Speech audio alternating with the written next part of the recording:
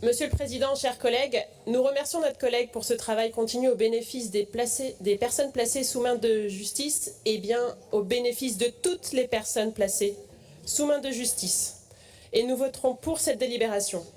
La réinsertion doit être au cœur de la politique pénitentiaire et en cela, nous pouvons saluer que le taux de formation des détenus en Nouvelle-Aquitaine est de 11,2%, soit un des plus élevés en France.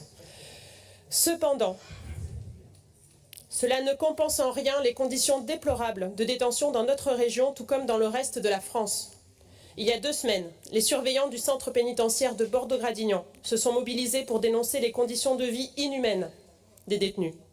La prison de Gradignan est un des établissements les plus surpeuplés de France et il y en a d'autres. Jusque 224% de saturation. Est-ce que vous savez ce que ça veut dire? 3 personnes qui cohabitent dans une cellule de 9 mètres carrés entre infiltration, moisissure et blatte. Et les conditions de travail des surveillants sont tout aussi difficiles. Un agent pour 100 détenus dans le quartier des Hommes selon les étages.